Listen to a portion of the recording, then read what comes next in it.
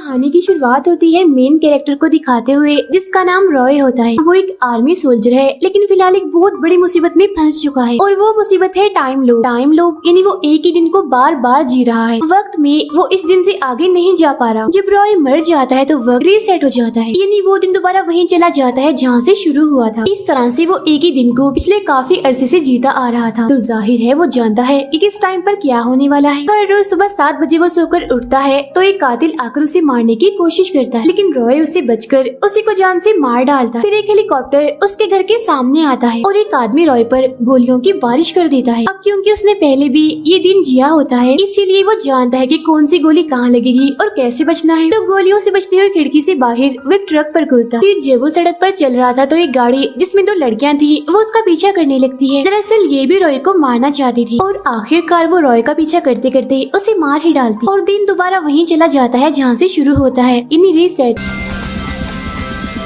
अब इस तरह से बार बार मरने पर वो ये सीख ही लेता है कि उन लड़कियों से कैसे बचना है। जब वो उन दोनों लड़कियों से बच जाता है तो उसके सामने एक लड़की आ जाती है जो एक तलवारबाज थी। उसे तलवार काफी अच्छी चलाने आती थी। एक और कातिल है जो हर रोज उस पर बॉम्ब गिराता रहता है। अगर रॉय इन दोनों से बच भी गया तो यहाँ एक और कातिल भी है जो रॉय को मारना चाहता है और उससे काफी बहादुर भी है। अगर इससे भी वो बच गया तो इसके सामने 2 जर्मन आ जाते हैं जिनके हाथ में बड़ी बड़ी गन्स हैं। खैर जैसी तैसी अगर वो इससे भी बच जाता है तो उसका हम शक्ल एक आदमी है, वो रॉय को मार देगा और इसे हम नाम देंगे रॉय नंबर 2 का। अब इस तरह से बहुत सारे लोग हैं जो रॉय को मारते रहते हैं। अगर वो एक से बच गया तो दूसरा उसे नहीं छोड़ेगा, दूसरे से भी बच गया तो तीसरा तो उसे किसी भी सूरत मार ही देगा। यानी कुछ भी कर ले वो उसे हर रोज मरना ही है, चाहे वो किसी के भी हाथ से मर जाए। यही हम जान पाते हैं कि उसकी वाइफ भी है और उसकी वाइफ को रॉय के टाइम लूप के बारे में अच्छे से पता है। एक दिन मौका देकर वो अपनी वाइफ को कॉल करता है उसके लैब में, क्योंकि वो वहाँ पर काम करती है। लेकिन फोन उसकी वाइफ का बॉस उठाता है और रॉय को बताता है कि तुम्हारी वाइफ का एक्सीडेंट हुआ था जिसमें उसकी मौत हो गई। अब हर रोज रॉय एक होटल में जाता है जहाँ वो हमेशा से एक लड़की को देखता रहता है जिसे वो पसंद करता है। यही एक लड़का उसका दोस्त बन जाता है जो हमेशा से ही उसे समझाता रहता है कि कभी भी गलत काम नहीं करने चाहिए, जैसे कि खून, चोरी, बाकी बुरे काम, क्योंकि इसका हमारे माशरे और सिक्योरिटी पर काफी बुरा असर पड़ता है। लेकिन रॉय उसकी बातों पर ध्यान ना देते हुए उसी लड़की को देखता रहता है। फिर जैसे ही 12:48 होते हैं बहुत सारे लोग उसे मारने के लिए होटल में आते हैं।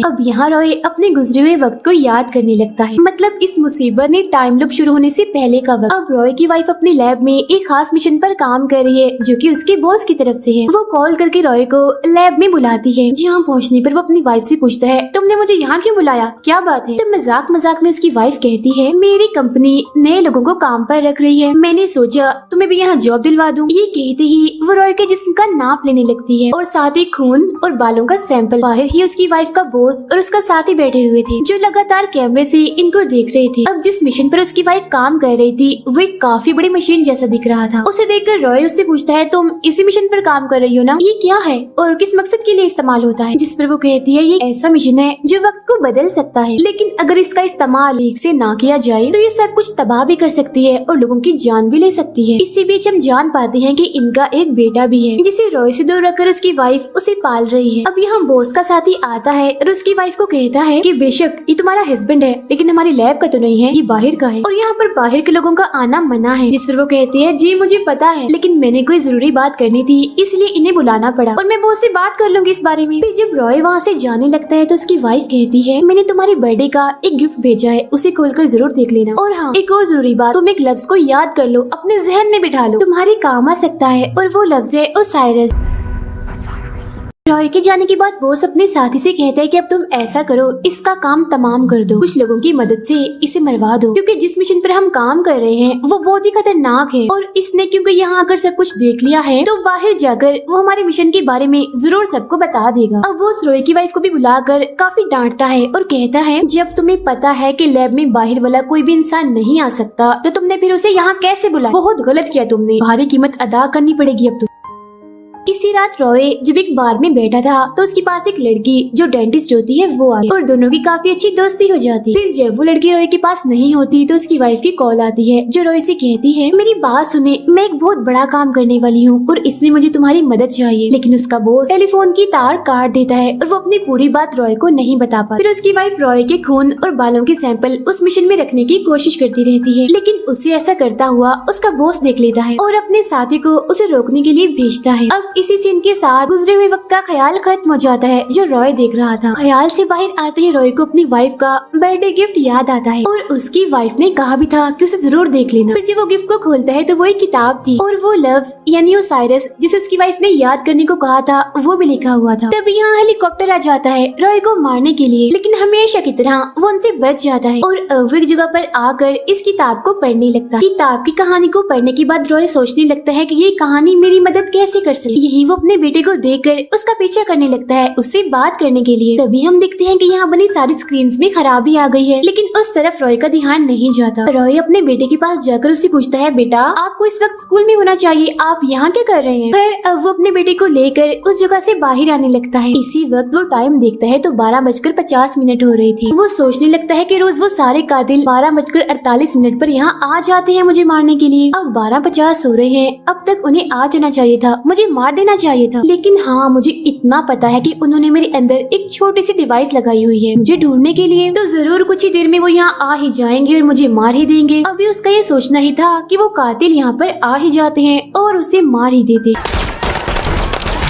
तब दिन दोबारा शुरू हो जाता है। अब रॉय अपने होटल वाले दोस्त के पास जाता है जो उसे समझा रहा था। रॉय उसे कहता है कि मुझे लगता है कि मेरे जिस्म में किसी ने छोटी सी डिवाइस लगाई हुई है मुझे ढूंढने के लिए। तुम तो इस बारे में जानते हो ना, तो बता दो वो डिवाइस कहाँ पर लगती है जिसमें। जिस पर उसका दोस्त कहता है, मुझे ज्यादा कुछ नहीं पता, लेकिन हाँ, इसे 100% दांतों में लगाया जाता है। ये सुनते ही दोबारा से रॉय गुजरे हुए वक्त को याद करने लगता है। दरअसल रॉय जब डेंटिस्ट लड़की से मिला था तो उसने रॉय के ड्रिंक में कुछ मिला दिया था जिससे वो बेहोश हो गया। बेहोशी के दौरान ही डेंटिस्ट ने उसके दांतों में छोटी सी डिवाइस लगा दी और ये सब किसी और ने नहीं बल्कि उसकी वाइफ के बॉस ने करवाया। उसने डेंटिस्ट को इस्तेमाल करके रॉय के दांतों में वो डिवाइस लगवाई ताकि अगर वो एक कातिल से बच जाए तो दूसरा उसे ढूंढकर मार ही दे। ये जानने के बाद फौरन रॉय अपने दांतों से वो छोटी सी डिवाइस निकाल लेता है।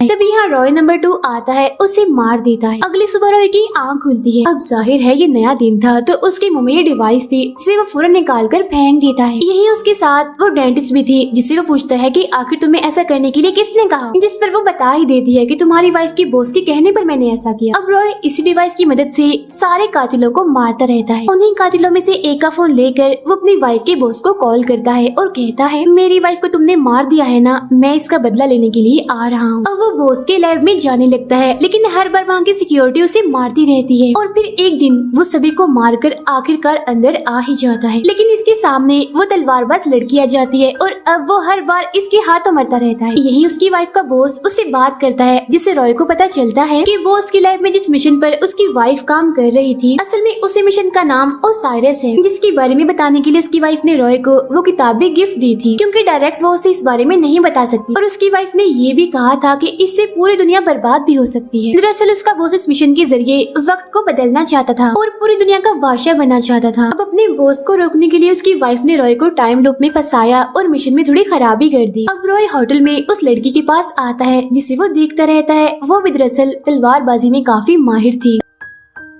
रॉय उससे कहता है, मुझे भी तुम तलवारबाजी सिखा दो ना प्लीज। तब वो उसकी बात मान जाती है और रॉय को काफी अच्छी तलवारबाजी सिखा देती है।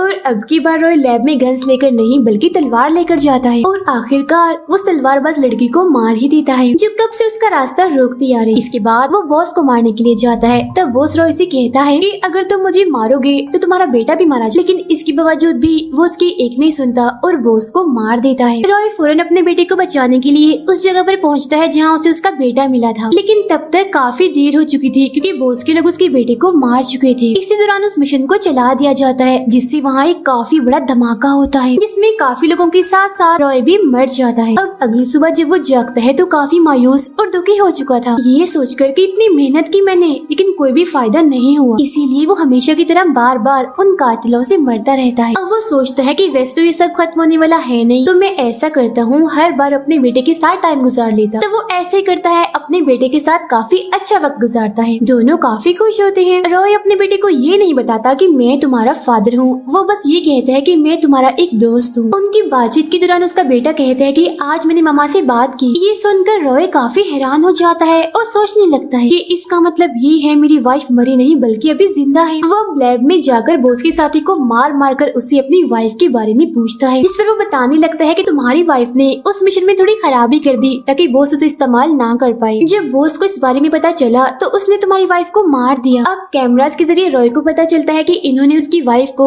7:14 पर मारा था। तब यहाँ वो अपनी वाइफ को बचाने के लिए खुदकुशी कर लेता है। इस बार क्योंकि वो खुदकुशी करके मरा था इसीलिए वो 7 बजे जागता है। अब अपनी वाइफ को बचाने के लिए उसके पास सिर्फ 14 मिनट होते हैं। अब रॉय जहाँ था वहाँ एक हेलीकॉप्टर आता है जिसकी मदद से वो बॉस के लैब में जाता है। फिर वो एक काफी ताकतवर गन से लैब में मौजूद उन सभी लोगों को मार देता है जिन्होंने 7:14 पर उसकी वाइफ को मारना था। इस तरह से उसे बचा लेता है। यहाँ रॉय की वाइफ उससे माफी मांगती है कि प्लीज मुझे माफ कर देना, ना चाहते हुए भी मुझे तुम्हें उस टाइम लूप में फंसाना पड़ा क्योंकि बॉस को रोकने के लिए मेरे पास और कोई रास्ता नहीं था। और ये बात तुम्हें मैं डायरेक्ट साफ साफ नहीं बता सकती थी क्योंकि बॉस के लोगों ने मुसलसल मेरे ऊपर नजर रखी हुई, इसीलिए मैंने तुम्हें टाइम लूप में फंसाया और इस मिशन में थोड़ी खराबी कर दी। ये खराबी भी तुम्हारे जरिए ही की मैंने, क्योंकि तुम्हारे बालों का और खून का जो सैंपल मैंने लिया था उसे ठीक मौका देकर मैंने इस मिशन में डाल ही दिया। इसीलिए अब तुम्हें इस मिशन जो एक मशीन जैसी है इसमें जाकर सब कुछ ठीक कर सकते हो। मतलब अगर तुम इस मिशन में जाओगे तो टाइम रीसेट हो जाएगा और तुम अपने वक्त को दोबारा से शुरू कर सकते हो, यानी कि टाइम लूप से तुम्हारी जान छूट जाएगी, टाइम लूप खत्म हो जाएगा और तुम दिन में आगे बढ़ जाओगे। यहाँ उसकी वाइफ की आंखें भर आती हैं कि जिस रॉय को मैं चाहती थी